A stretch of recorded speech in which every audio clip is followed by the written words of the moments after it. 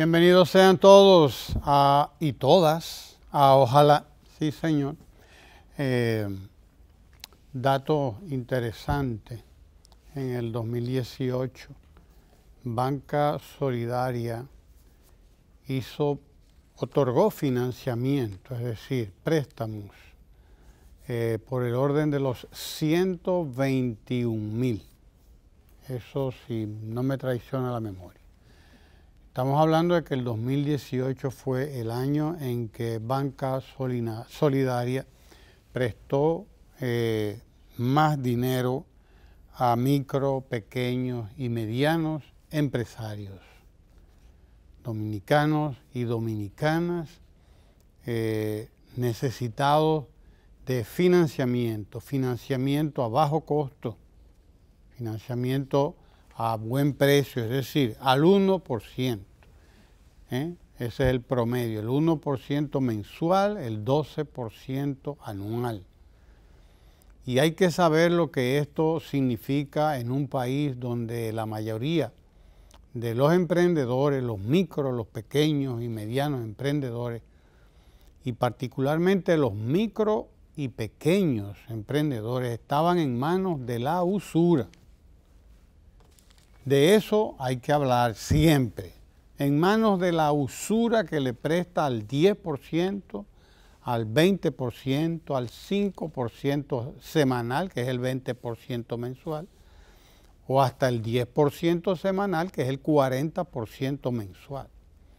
Yo quiero compartir este reportaje breve sobre lo que es Banca Solidaria, este reportaje preparado por nuestro equipo de prensa, que resume, además tiene las informaciones, las declaraciones de la directora y fundadora de Banca Solidaria, que es doña Mayra Jiménez, para que nos hagamos una idea de lo que ha sido Banca Solidaria, particularmente en el año 2018 y desde luego en estos 6 años de gobierno. Vamos a ver. Adelante, señor director.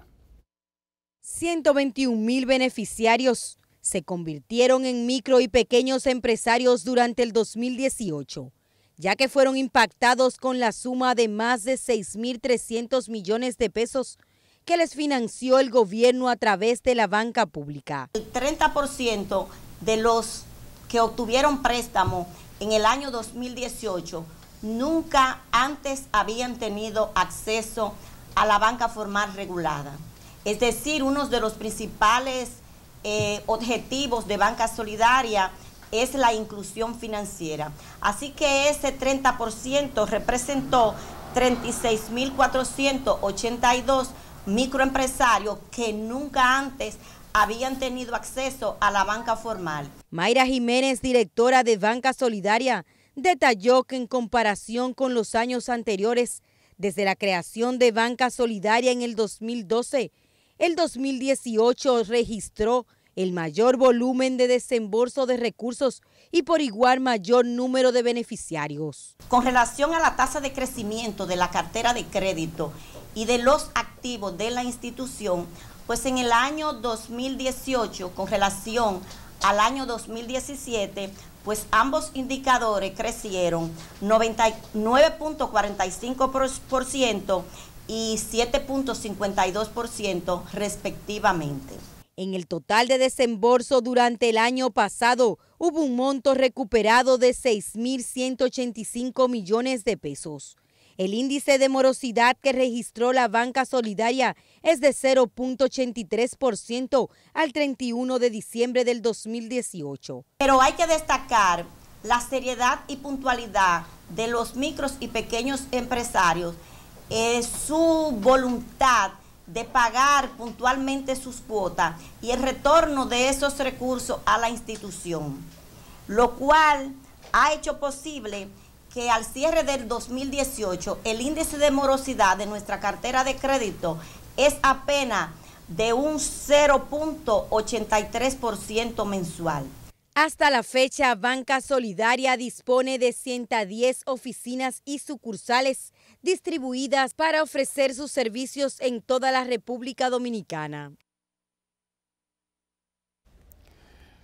Ya ustedes oyeron lo que ha sido Banca Solidaria en estos últimos tiempos. La inclusión no solamente de los pobres, los empresarios, los microempresarios, esos que quieren empezar un negocito, que tienen una idea, que la tienen ya bien clara, saben lo que significa, conocen el entorno donde se van a desarrollar, pero para emprender tienen que acudir a dinero caro, a dinero carísimo incluso, para llevar a cabo su emprendimiento. La usura es lo que se le llama a esto. Una persona que coge prestados 1.000 pesos y tiene que pagar prácticamente 1.400 pesos, al 40%. Es realmente un crimen. Una persona que tiene que estar pagando lo que sería su ganancia, prácticamente tendría que pagarlo en intereses, al prestamista del barrio. Sí, porque es así, el prestamista del barrio o del barrio que sea, de donde sea. Ese prestamista que como tiene altos niveles de fragilidad, dice él o ella, que a veces son empresas también quienes lo hacen, pues tienen que cobrar intereses del 20, del 30% y hasta del 40%. Es un crimen realmente, pero la gente hace cualquier cosa por emprender. La gente hace cualquier cosa para resolver sus problemas. Su problema de financiamiento. Banca Solidaria vino a resolver ese problema para la mayoría de la gente. Vino a convertir a la gente en sujeto de crédito, porque es préstamo de palabra. Estamos hablando de préstamo de palabra, no hay garantía prendaria, no se le exige a la gente más que ser buena paga y tener personas que hablen por ella, que hablen por él o por ella, que garanticen que es una persona seria. Y el préstamo es de palabra. Aquí no había existido nunca algo parecido, pero tampoco había existido algo parecido que además de eso tuviera una tasa de retorno como la que tiene Banca Solidaria y una tasa de morosidad de 0.83%, es decir, 0.8, menos de un 1%. El presidente decía que los pobres son buena paga y Banca Solidaria ha venido a demostrar que los pobres son buena paga. También las visitas sorpresa, esas asociaciones todas están pagando todas esas asociaciones los préstamos que asumen a través del Banco Agrícola, a través del Fondo Especial para el Desarrollo Agropecuario, están pagando sus préstamos. Hay que ver los índices de morosidad del Banco Agrícola como los índices de morosidad de Banca Solidaria son históricos. Y para Banca Solidaria, sobre todo, que es una institución que presta de palabra, hace préstamos de palabra, entonces es más modélico aún el sistema, es más paradigmático, es más admirable que haya una tasa de morosidad de 0.8%, eso que no llega al 1%, quiere decir eso. Es realmente histórico en la República Dominicana, como lo es Banca Solidaria, que es un proyecto para pequeños emprendedores, aunque también financia a medianos emprendedores. Más del 30% de las personas que obtienen crédito en Banca Solidaria son mujeres. Más del 30%, es decir, también está cumpliendo Banca Solidaria con ser más inclusivo no solamente en términos económicos, sino también en términos de género. Se busca promover la participación de la mujer en los emprendimientos, el salón, la venta de lo que sea, la costura, el taller de costura, etcétera. Han sido financiadas miles de iniciativas, miles de negocios, decenas de miles de negocios. Y por lo tanto, Banca Solidaria ha funcionado como un gran creador o una gran creadora de riqueza, de oportunidades, de empleo. Ha funcionado Banca Solidaria como un gran promotor del empleo, un gran promotor de las oportunidades de negocio en la República Dominicana. El pobre es buena paga. Lo ha quedado bien claro con Banca Solidaria, que ha prestado más de 6.000 millones de pesos. Si son 6.000 millones de pesos en los 6 años, son más de 1.000 millones de pesos por año. Pero probablemente es mucho más de ahí, probablemente es mucho más de ahí. Estamos hablando de entonces una institución sólida, creada, una de las creaciones importantes del gobierno del presidente Danilo Medina, una de las creaciones importantes, porque eso no existía antes. Aquí existía un programa así, que se llamaba Promipyme, y que fue absorbido, está ahí como parte de Banca Solidaria, dirigido más hacia la mediana empresa. Promipyme fue un programa dirigido al desarrollo de la micro, la pequeña y la mediana empresa, pero sin embargo, Promipyme actuaba como un banco. Promipyme no tenía las condiciones que tiene Banca Solidaria. Promipyme no hacía préstamos de palabra. No, señor, había que tener el garante, había que tener una serie de cosas, en fin, una institución de préstamo del primer piso, como le llaman. Las que prestan de ahí a ahí, ¿verdad? Pero Banca Solidaria es una institución muy diferente a Promipyme, porque por primera vez en la República Dominicana existe una institución que hace préstamo de palabra. Basta con que usted tenga una idea bien clara de lo que quiere hacer. Basta con que a usted lo conozcan en su comunidad. Basta con que usted sea una persona de palabra y encuentre y haya personas que den la palabra también por usted. Y basta con que la evaluación que hagan los representantes de Banca Solidaria determine que sí, que la idea que usted tiene en su cabeza es factible. Y ahora usted tiene una ventaja, además, los emprendedores y emprendedoras tienen la ventaja de que existen los centros MIPYMES. Los centros MIPYMES del Ministerio de Industria y Comercio y MIPYMES, que están a cargo, ese viceministerio, de don Ignacio Méndez, viceministro de Industria y Comercio para las MIPYMES. Los centros MIPYMES que están ubicados en los centros universitarios de la Universidad Autónoma de Santo Domingo y en alguna que otra universidad privada, creo que hay alguno aquí en la capital. Pero están esos centros MIPYMES en los centros de la UAS. Búsquelos, porque ahí también ahora hay personas que le van a asesorar, que le van a ayudar a hacer el plan de negocio, que le van a ayudar, que le van a explicar lo que es un plan de negocio, que le van a ayudar a clarificar su idea.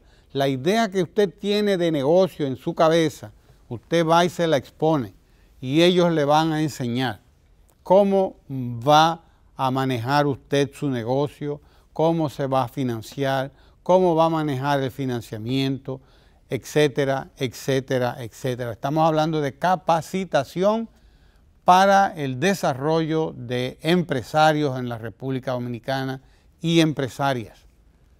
De eso se trata, es una combinación la que hay.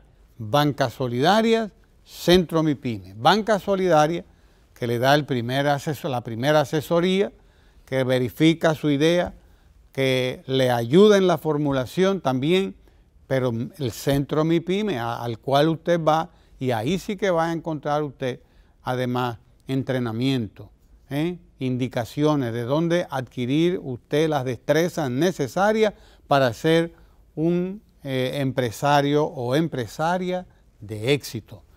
Hay centros MIPYMES en casi todo el territorio nacional ya, pero hay banca solidaria en prácticamente todo el territorio nacional, porque estamos hablando de que Banca Solidaria tiene sucursales en más de 120, 130 y tantos lugares del país. Hay sucursales de Banca Solidaria. Donde quiera que hay un banco de reserva, probablemente ahí hay una sucursal de Banca Solidaria. Usted puede ir a preguntar al banco de reserva dónde está la sucursal de Banca Solidaria y de seguro le van a decir que está ahí o que está cerca de ahí, cerca del banco de reserva, porque Banca Solidaria está articulada con el banco de reserva. Una de las ideas importantes también para que funcione Banca Solidaria, porque así Banca Solidaria no tiene que crear una nueva plataforma bancaria. Se monta en la plataforma del banco de reserva para ahorrar costos y poder prestar dinero a una tasa tan baja como la que presta.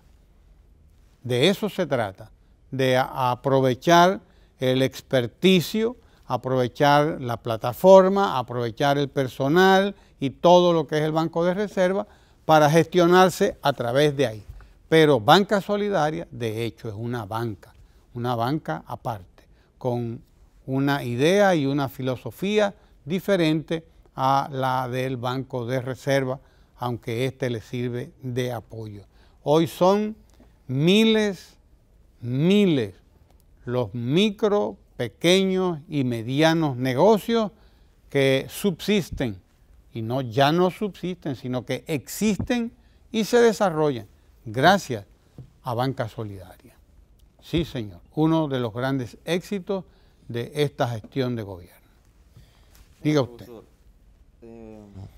Nosotros como país tenemos retos, tenemos desafíos pendientes con relación a seguir trabajando en la prevención de actos delictivos. Es verdad, tenemos retos, tenemos desafíos, tenemos que seguir trabajando sobre todo en la prevención. Y lo digo por un reciente informe, un comunicado que emitieron los Estados Unidos y al que se le sumó ayer Gran Bretaña, Inglaterra, sobre una especie de alerta a los visitantes de su país que llegan a República Dominicana sobre la seguridad ciudadana. Es verdad, debemos seguir trabajando en la prevención del delito. Sin embargo, hay un reciente estudio realizado por la BBC de Londres, uno de los medios, o quizás el medio más importante, más destacado de la misma Inglaterra, British Broadcasting Company, ¿verdad? La BBC de Londres, que ubica entre las 50 ciudades más peligrosas del mundo, 42 están en América. Y de esas 42, en ninguna parte aparece Santo Domingo, ni Nagua, ni Santiago, ninguna de las 50 ciudades más peligrosas del mundo, a pesar de que hay 42 de esas 50 que están en América, en ninguna aparece República Dominicana. Sin embargo, sí aparecen ciudades como Baltimore, Detroit, San Luis, y con esto me quiero referir a que a pesar de que sí debemos seguir trabajando en materia de prevención del delito, pues no aparecemos entre esas ciudades. Y a pesar de que incluso debemos ser ahora mismo el país de América Latina y de América quizás que más recibe turistas per cápita y que más ha avanzado en materia de turismo en los últimos años. Estamos hablando de un país de 10 millones de habitantes que está recibiendo 6.5 millones de visitantes cada año, sin contar los turistas de crucero, que es otra especialidad o otra denominación. Es decir, de alguna manera, además son relativamente bajos los actos delictivos en un país que recibe tantos turistas cada año. Me refiero a este tema porque han salido algunos paladines de la justicia, algunos defensores de la seguridad ciudadana, que no tienen calidad para hacerlo. ¿Por qué lo digo? Porque si usted entra a los datos del Banco Mundial sobre cantidad de homicidios por cada 100.000 habitantes, vemos que el pico más alto que alcanzó la República Dominicana fue en el 2004. 25.9 homicidios, muertes por homicidios por cada 100.000 habitantes. ¿Cuándo ocurrió esto? Bueno, cuando eran gobiernos los que hoy están hablando de seguridad ciudadana y están despotricando contra un gobierno que ha reducido esa tasa que ellos dejaron en 25.9%.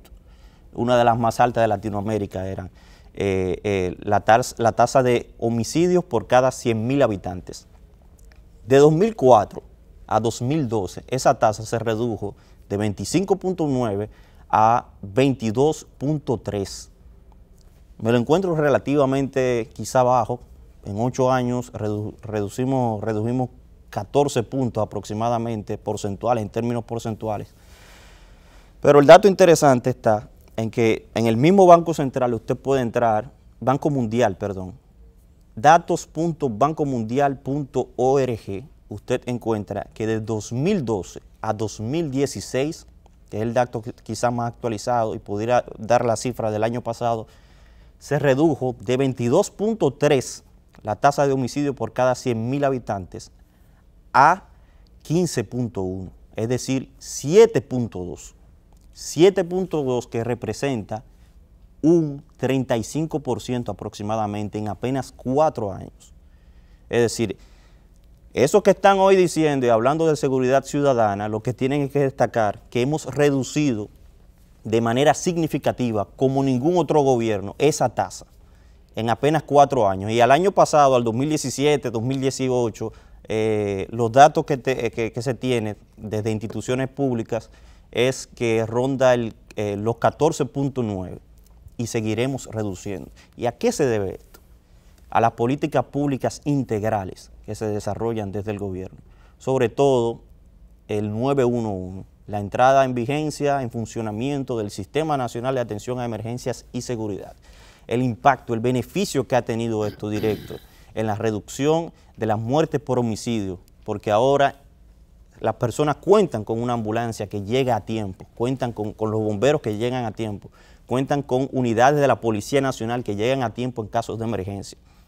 Pero además decía que lo importante de la política pública, tanto en el sector de salud, como el sector de educación, como el sector agropecuario, es que todas las políticas que se han diseñado son integrales. No solamente el Sistema Nacional de Atención a Emergencia, no es solamente colocar las ambulancias y que las ambulancias estén, es también equipar los hospitales con tecnología de última, con equipos tecnológicos de última generación, para que la ambulancia lleve al paciente y se encuentre en un hospital que tenga los aparatos necesarios, que pueda cubrir la necesidad, la emergencia que en ese lugar está ocurriendo. Igual pasa con la revolución educativa que se está desarrollando, que va desde la educación, lo básico, hasta el desayuno, garantizarle el desayuno, almuerzo y merienda de manera gratuita a las personas. De modo que, si bien es cierto que debemos seguir trabajando en la prevención del delito, más cierto es y más significativo es destacar que hemos reducido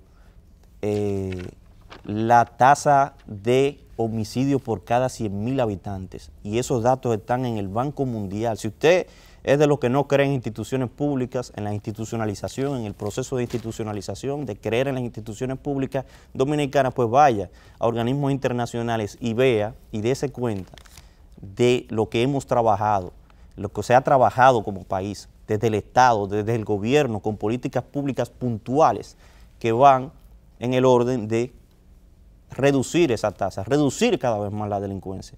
Seguridad ciudadana no es solamente apostar policías o militares. Seguridad ciudadana también es garantizar la seguridad alimentaria, es garantizar la educación, es garantizar la salud. Y cuando la gente tiene garantizado sus problemas básicos, los tiene resueltos, pues difícilmente se dedique a la delincuencia o incursione en la delincuencia.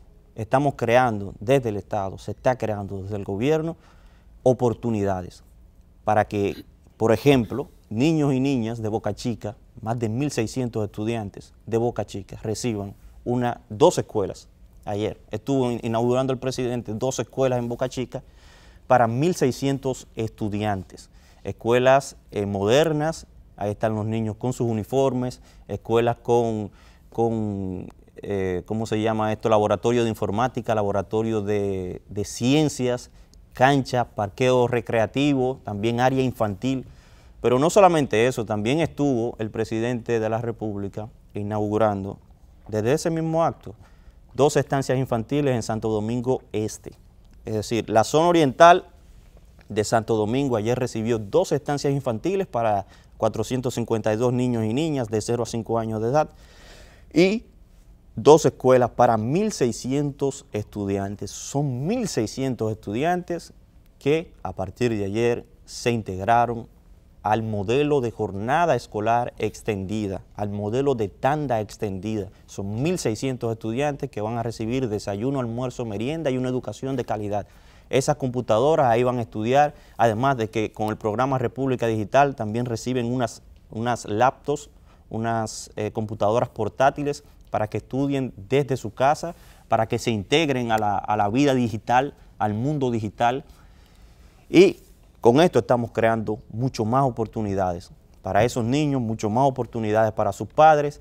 Las madres de esos 452 infantes hoy tendrán mucho mayor oportunidad de insertarse al mundo laboral, insertarse al mundo educativo, de dar mejor a la República Dominicana. Esas madres que tuvieron que interrumpir sus estudios, que tuvieron que interrumpir el trabajo porque lo que representa la alimentación de un niño, lo que representa la atención de un niño, tienen que cubrir ese espacio.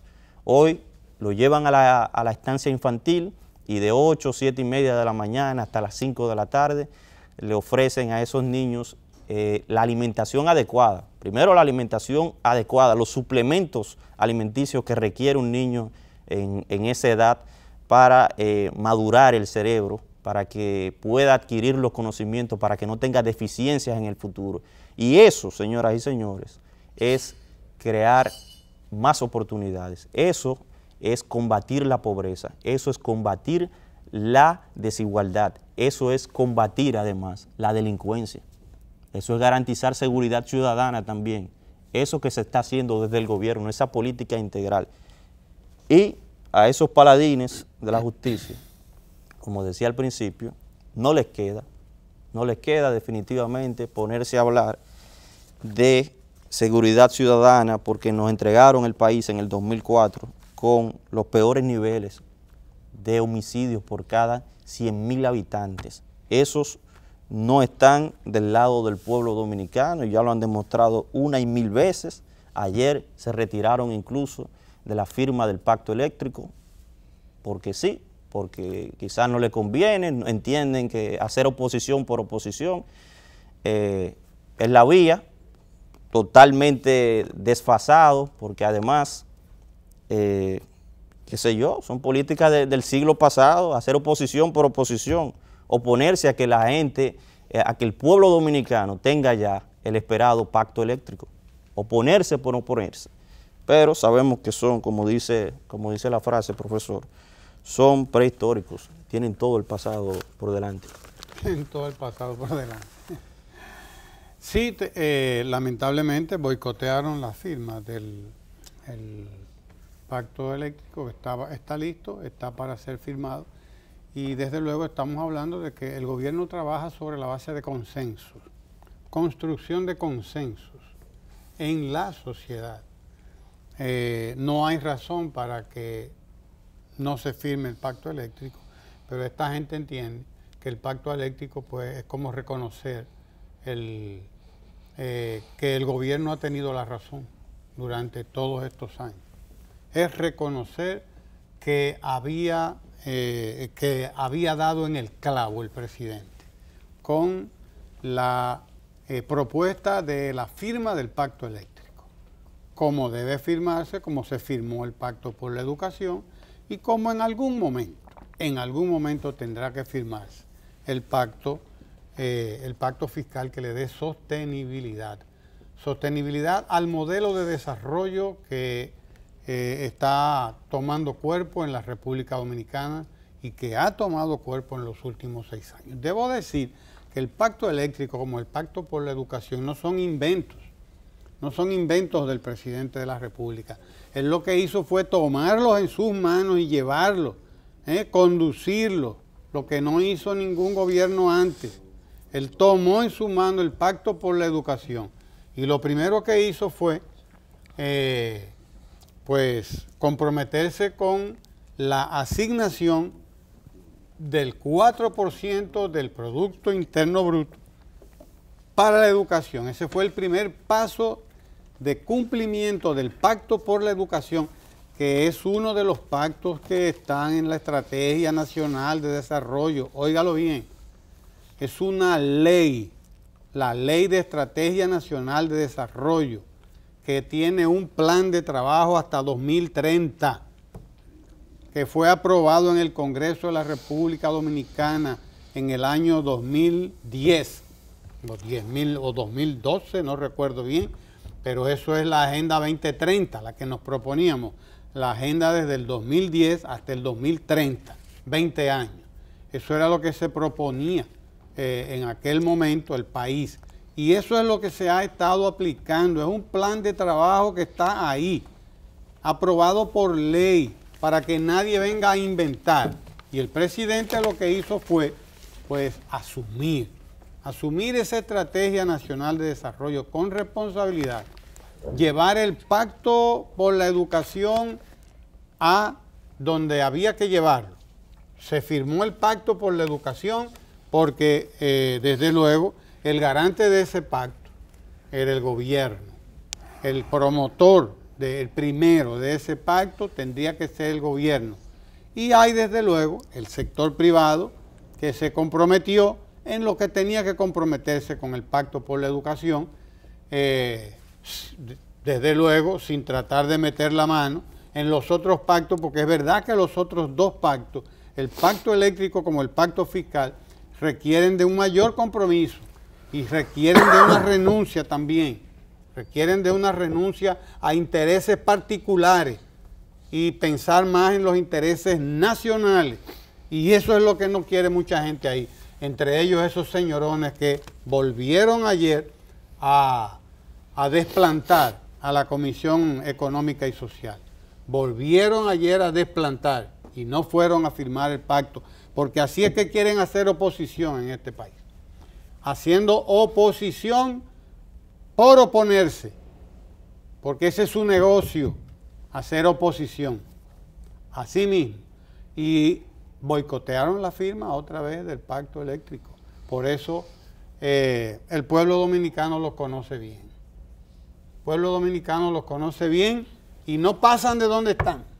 No pasan de donde están. Cobro, pues. Bueno, tengo entendido que ellos se retiraron, no sé si se va a firmar. No, ojalá que se firme, se pospuso. Pero ellos dijeron que ellos no iban a firmar, los señores de la oposición de este país. Se pospuso. Pero no se preocupe que quien no se pospone es el Café Santo Domingo. Ese sí que está todos los días aquí.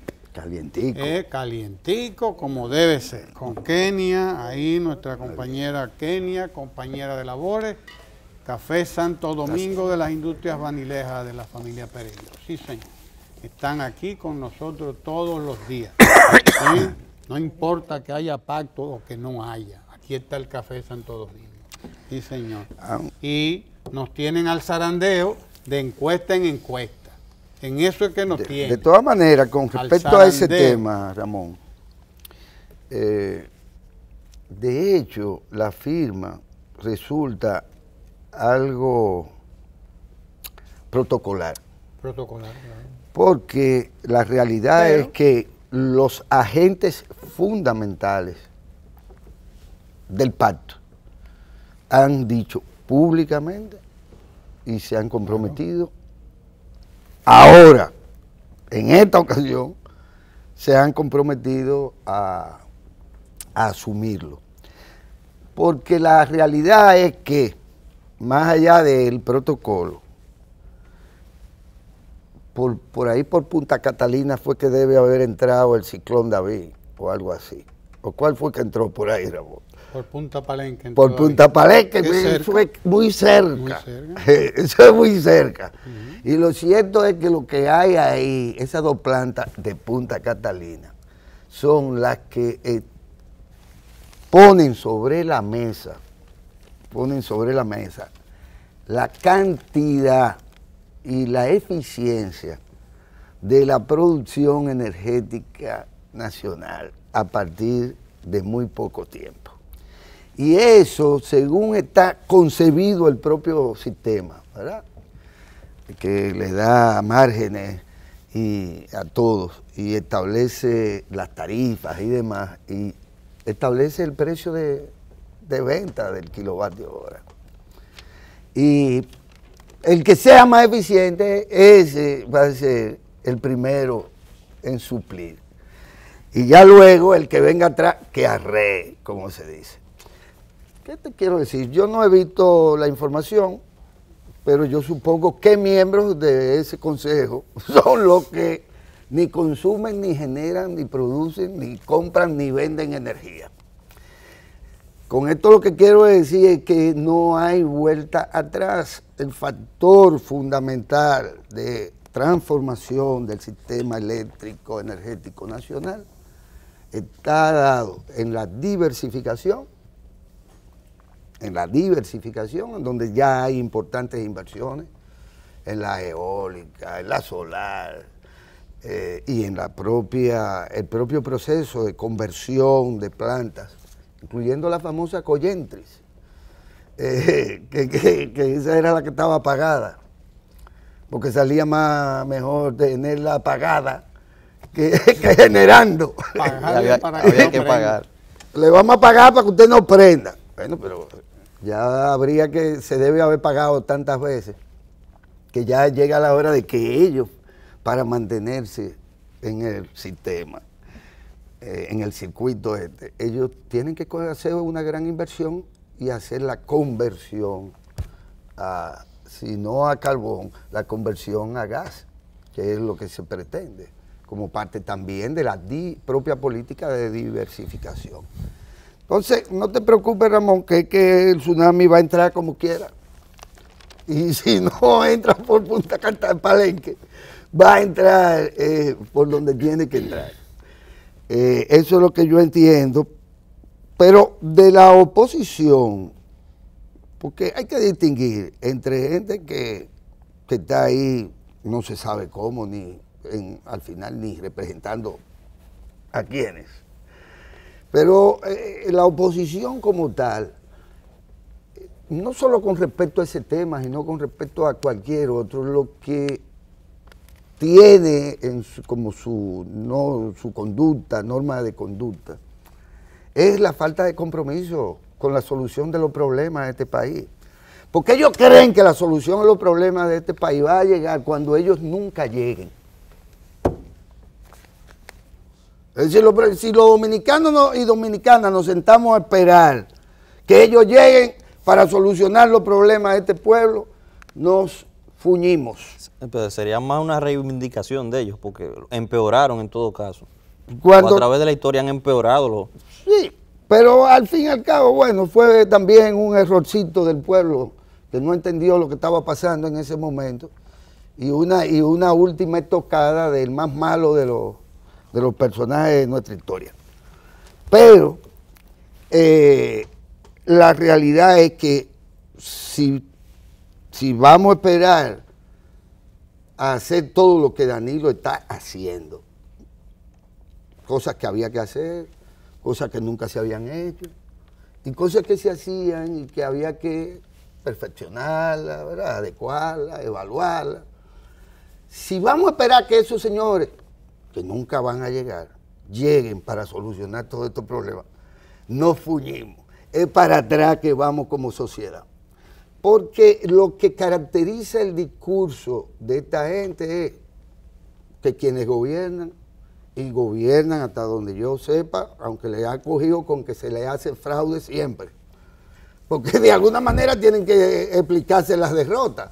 Entonces no fue que el otro me dio un golpe bajo, entonces como me dio por los testículos, ya ahí yo perdí el power, Y bueno, y ya eso determinó la derrota nuestra. Esto es una derrota que no tiene causas en nosotros mismos, en nuestro discurso y en nuestro compromiso con la gente, sino que el otro me hace trampa. Pero el pueblo dominicano va a las elecciones democráticamente cada tiempo, como dice la Constitución de la República. Ellos todo lo concentran en los corruptos, es decir, todo el que no es minoría, es decir, la mayoría es corrupta. Y después, además de corrupto, yo no sé cómo, porque tú ves, Ramón es un impune. Porque ¿cómo se debe interpretar el tema de la impunidad? Corrupción e impunidad en el país, y ellos son los que desde la mayoría entienden, desde la minoría entienden que la mayoría somos una barza de corruptos, Entonces, con ese discurso, ese es el discurso más antiético que yo he visto, porque ese es el discurso del que en realidad no está dispuesto a hacer nada para que el país avance, para que el país progrese, para que eso que le llamamos democracia se mantenga su vitalidad, mantenga su funcionalidad para la sociedad dominicana. Ese es un discurso del no compromiso. Por eso yo celebro y siempre he celebrado las alianzas políticas que generan hegemonía, es decir, control de los poderes públicos por parte de las mayorías, como la que finalmente logró el presidente de la República, Danilo Medina, en su momento, tanto en la coyuntura electoral del 12 como en la coyuntura electoral del 16. Gobierno compartido. Un gobierno compartido. Y entonces usted ve que la gente más proactiva, que la gente más capacitada para el ejercicio del poder, y otros dirán, sí, pero que se comen las mieles del poder, no sé. Ramón es tan tacaño que yo nunca he visto un pote de miel aquí. No me toca nada de la miel esta. Bueno. Ni una cucharada. Ni una cucharadita para quitarme una tosecita que tengo de la miel. Pero bueno, gente capacitada, entonces resulta ser, y hay que reconocerlo, que por qué no era posible que el PRD y el PLD se juntaran y hicieran una gestión de gobierno compartida con la gente y compartida entre ellos.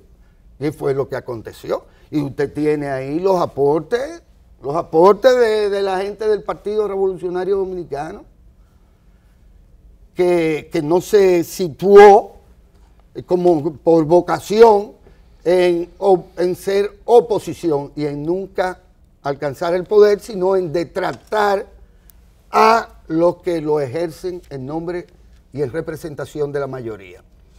Y ahí está, y ustedes verán los resultados de esa cogestión, de esa cohabitación de grupos que han sido a través del tiempo antagónicos o adversarios o contrarios, pero que son grupos de ciudadanos, partidos políticos de dominicanas y dominicanos, igualitos todos, que han demostrado que cuando se tiene por delante la agenda nacional, sí es posible, porque además no tienen ideología. Y si no, busquen la última promo que anda por ahí, de la última campaña electoral que se está haciendo fuera de la ley. Fuera de la ley. De que dicen, conoce a Abinader. Fuera de la ley.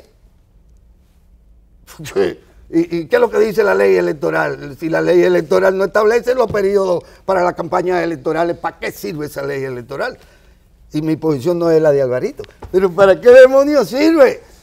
Si ustedes la van a respetar, que es lo que se hace. Pero busquen, en ese conoce a Abinader y lo pago a peseta.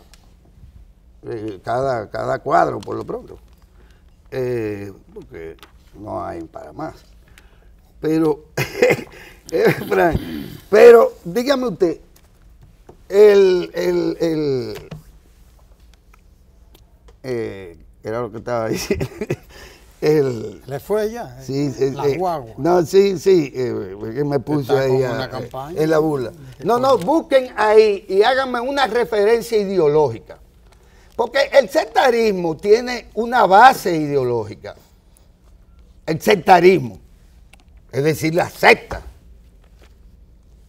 Eso tiene una base ideológica, que puede ser de origen religioso, de origen filosófico, de origen, qué sé yo, racial, cualquier cosa. Pero, y entonces usted puede decir, bueno, las sectas existen y lo más natural es que exista el sectarismo, que es en esencia crear una animadversión entre la gente y excluir gente por lo que cree o en lo que cree. Pero es que ellos no tienen ideología, no hay una sola referencia ideológica. Entonces no sabemos por qué demonios son tan sectarios. Porque lo que te indica la democracia es precisamente la posibilidad de la cohabitación, del entendimiento, vamos a ponerlo más sencillo, entre demócratas y republicanos. Además se refieren, o sea, la concepción sería que ellos gobernarían con el 30%, para el 30% solamente que los vota. Exactamente. Como si, y hablan del PLD como si no hubo un 60% que votó por el PLD. Exactamente. Y de personas que se sienten representadas en el gobierno del PLD. De eso se trata. Ellos no representan a quienes votaron por ellos, aunque sean minoría. Pero es que esa es la representación de la minoría. Usted es minoría. Represente a esa gente. Representa a esa minoría. A esa minoría. No sea irresponsable. Usted le pide el voto y después es incapaz de comprometerse con la solución de los problemas de esa gente también. ¿Que se los prometió? Que usted le prometió que lo iba a sacar. Bueno, pues busquemos la manera. Yo quiero, finalmente, Ramón, que me permita un comentario, porque además me dijeron que yo era el invitado hoy. Sí, sí. Bueno, yo quiero... Usted no hay que invitar. Se invita solo. Sí, yo quisiera, me hubiera gustado incluso ponerlo, porque resulta esto vergonzoso, pero nos dice hasta dónde estos locos son capaces de llegar. Estoy hablando de un video que ha circulado en las porquerías estas, por donde circulan esos videos, que de la ADP de Barahona. La ADP de Barahona. Está llamando a un paro para el 24 de febrero, algo así. No, en este caso O yo el no 20, oí la 20. convocatoria. Ellos decidieron salir de su centro laboral, pararse al frente con unos megáfonos. Es decir, pararon igual que los charlatanes de Moca. Con una algarabía y una diatriba larga, repetitiva, con un megáfono inmenso, que haciendo una fiesta por la salida de Andrés Navarro del Ministerio de Educación. Y no estoy hablando de política. No estoy hablando de política, porque ellos no estaban hablando de política. Ellos estaban celebrando la salida de Andrés Navarro en su condición de ministro por ser la persona más malvada que ha acabado, que no tiene futuro político, según ellos, porque le ha hecho tanto daño a 100,000 maestros y maestras, que ese tipo está acabado. Usted dirá, pero bueno, pero esto es como que es parte de la lucha contra el pobre Andrés, que lo han convertido, le han sacado hasta las fotos con bigote que él tenía, no se sabe de cuándo, unos bigoticos más raros que el carajo. Hay una campaña sucia contra Andrés, que no la merece,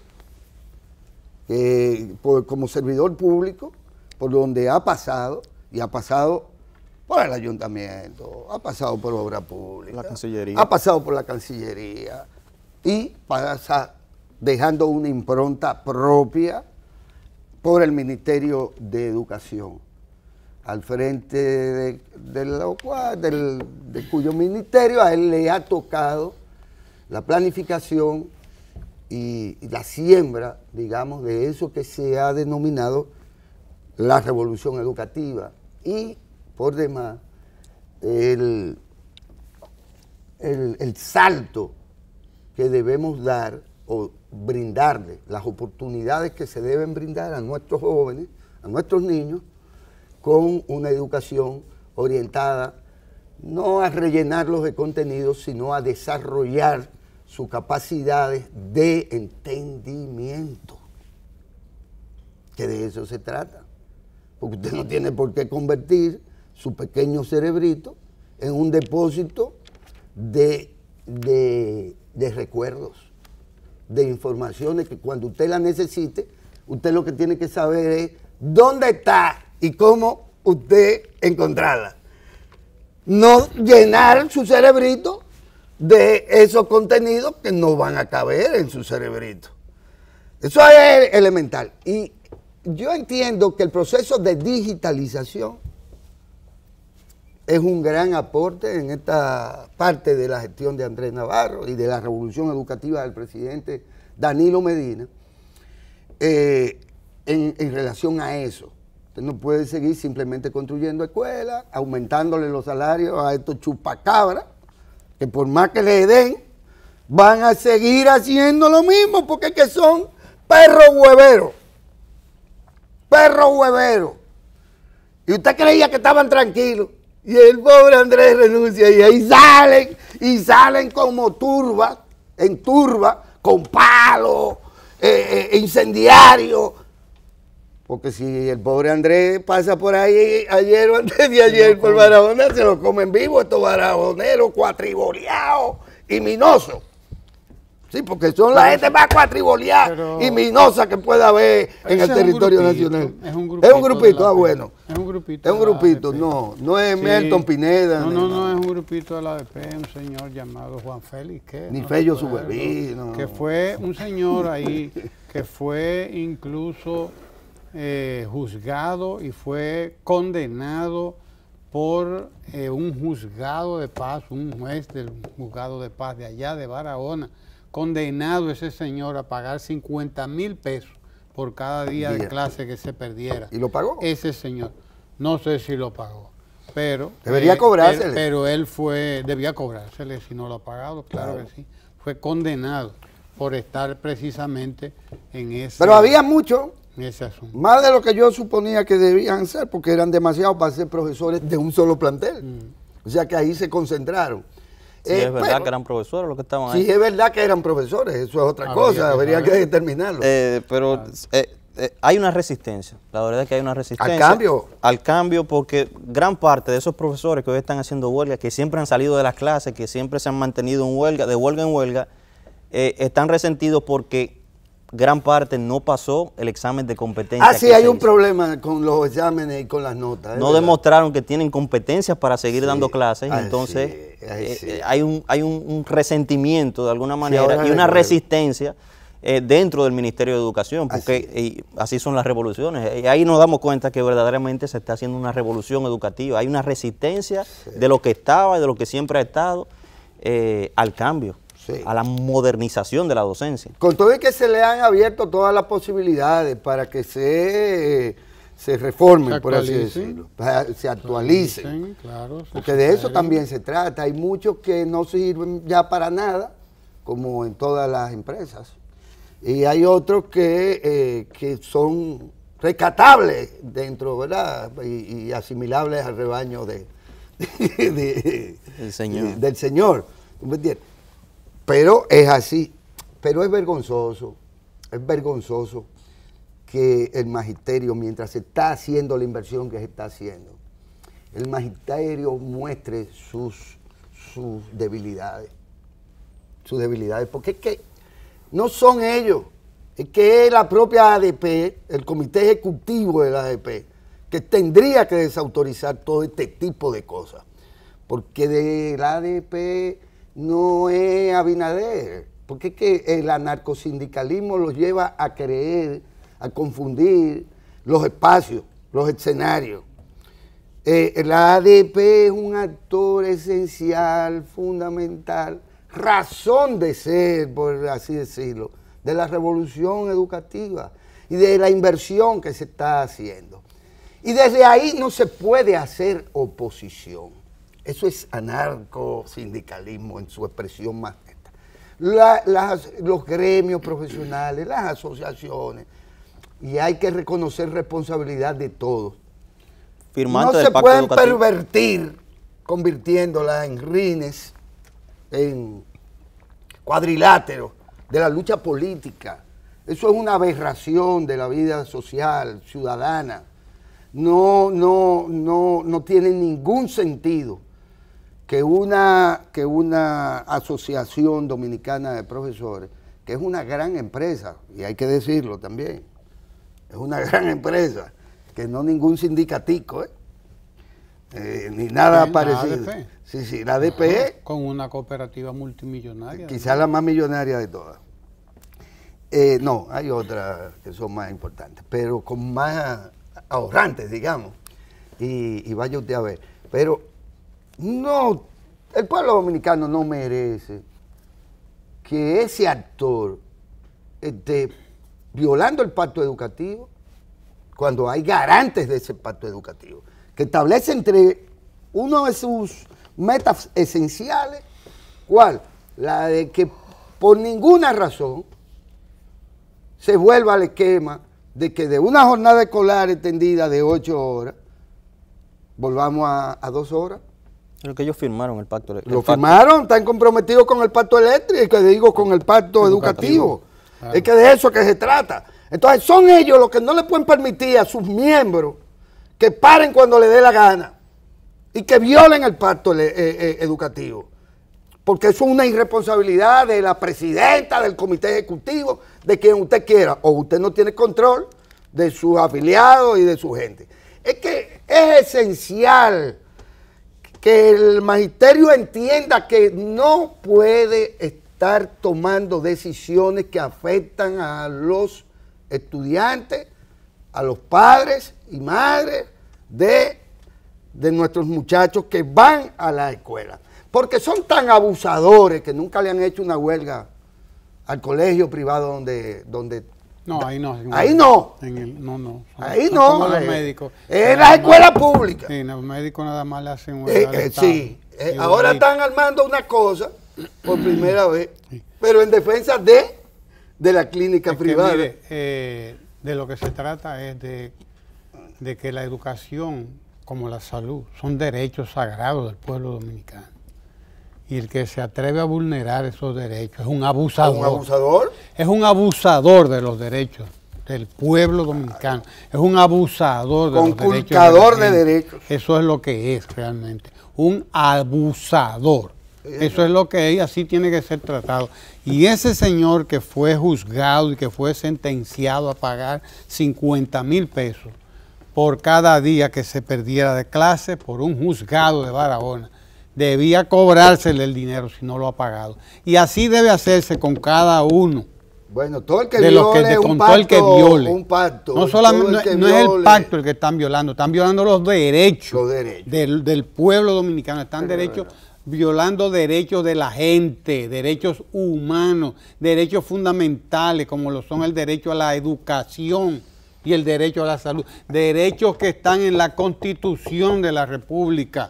Usted no puede estar inventando con eso. Claro. Vamos a buscarle la solución a los problemas donde quiera que sea. Donde quiera que sea hay que buscarle soluciones a los problemas, pero tampoco puede ser la que usted quiere. La solución no puede ser necesariamente la que usted cree que es, la suya.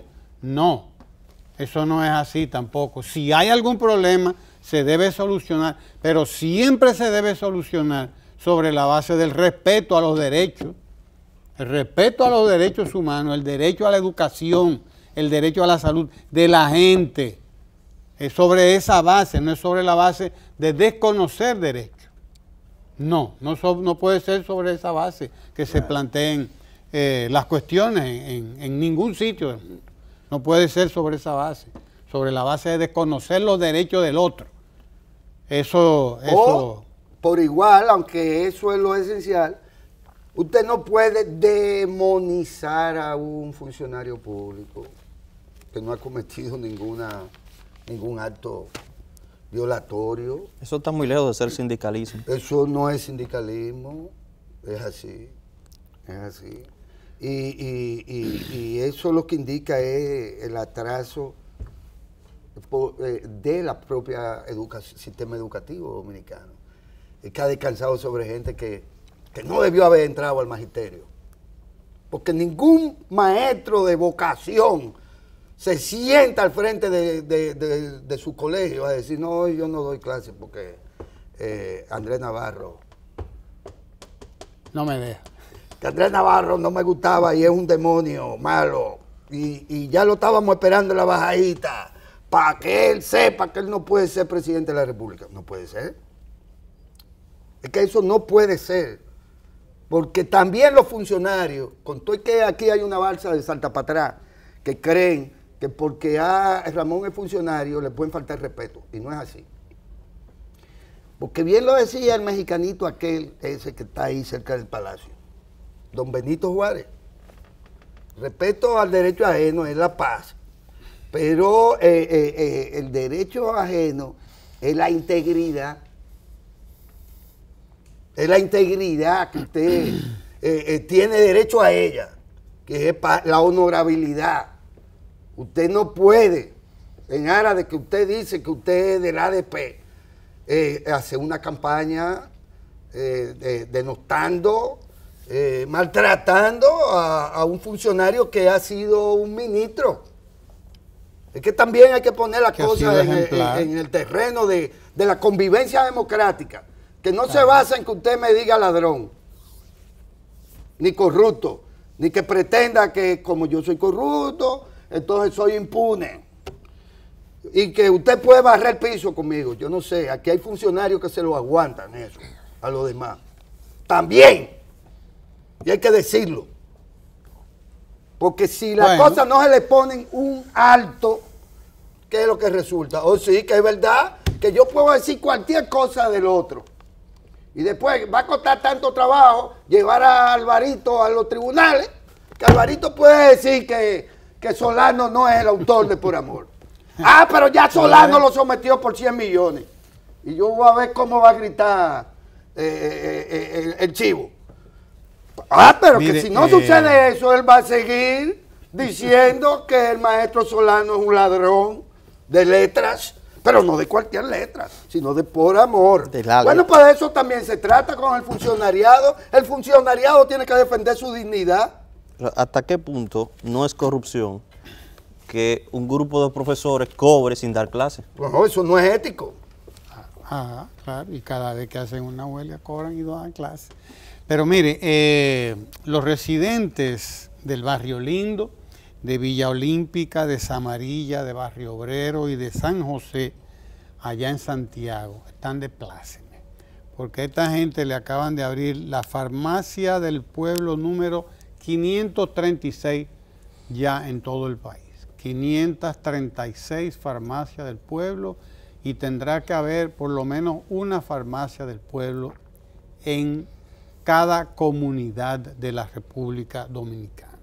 Eso quiere decir que estamos en el camino de garantizar salud a precios bajos, acceso a las medicinas a precios muy bajos en toda la República Dominicana. 536 farmacias del pueblo. Esta última que se acaba de entregar favorece a estos sectores de Santiago: Barrio Lindo, Villa Olímpica, Samarilla, Barrio Obrero y San José. Ahí podrá la gente adquirir medicamentos incluso especializados, porque no estamos hablando nada más de medicamentos para los males comunes y corrientes que puede tener una persona, sino también para medicamentos para la diabetes, para la presión, etcétera. Pueden ser conseguidos ya en la mayoría de las farmacias del pueblo, de Promese, el programa de medicamentos esenciales y central de apoyo logístico Promese Cal. La farmacia número 536 ya fue inaugurada. por promesa. Yo pensé que usted iba a hablar ese es un triunfo. de la entrega ayer. ¿Hable usted? No conozco mucho, pero escuché la información, me pareció que eso lleva un buen ritmo. Ayer creo que en la ciudad de Juan Bosch fueron entregados 154. Sí, señor. Fueron entregados los residenciales Palmera del Este, ¿no? Primero y 1 segundo. y 2. Sí. Palmera del Este 1 y 2. Dos Residenciales del barrio. Aquí está el o de la proyecto en Ciudad Juan Bosch, Sí, exacto. señor. Entregaron esos 2 No, residenciales ayer. 1008 nuevos apartamentos. ¿Cuánto? Eso es, no, se va, esto es lo que se van a construir. Se van él dio el primer palazo para 1008 apartamentos, pero entregó Sí, esos son que se van a construir. Exactamente. Son nuevos, pero entregó 2. total 2 nuevos, los residenciales Palmera del Este. 3 y 1 4. 2. O 3 y 4 son esos. sí, para nuevos apartamentos, para los 1008, pero él le entregó 844. Bueno, Y entregó 2 48. residenciales. Eso quiere decir que la... dos residenciales, que la cuentan un ciudad conjunto Juan total Bosch- de 848 Ciudad Juan apartamentos. Bosch avanza a un ritmo formidable. Formidable. Yo tengo aquí este anuncio. Esa es la información. la que Este tenemos Antares en la- del Este, Sí, mire usted. esa es la inauguración. Apartamentos de 1.300.000. Esto es Antares, o sea, así es que se está anunciando. Ciudad Juan Bosch. Antares. Sí, ahí está, esto es los Antares del Este, sí. Así es que se está anunciando Ciudad Juan Bosch. Este es un anuncio que aparece en uno de los medios de comunicación de hoy.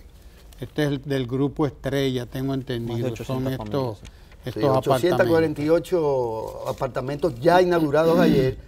Y la segunda etapa, 3 y 4 de los mismas palmeras, esta, 1008. 1008. Sí. Entonces, la más alta calidad, financiamiento a 20 años, bono disponible, o sea, todo esto. La verdad que está cobrando es el ya, fruto, es el fruto. eh, No, esa es una ciudad. una ciudad. Hecha y derecha. Hecha y derecha. Si yo Hecha y tuviera con derecha. qué, Es uno de Ramón, me los grandes comprara un apartamentico. logros. Usted es bueno. Sí, lo que pasa es que ya los viejos como usted y como yo no nos prestan No nos para prestan. nada. No. Y ya a esta altura del juego, uno meterse en un apartamentico así a 20 años, como que ¿Verdad? trabajar para otro. Bueno. Pero bien, avanza a ritmo acelerado Ciudad Juan Bosch, que es una Y verdadera usted se fumó su ciudad. juca ya, hágalo ahora que ya, Que ya no se va a la van a poder. prohibir. Sí, señor. Esto es una locura. Así que, bien. Eso es una locura, Ramón. Bueno, quédese ahí que tenemos mucho que compartir con ustedes aquí en el canal 4RD. No se Explica mueva un de día ahí. porque es una locura.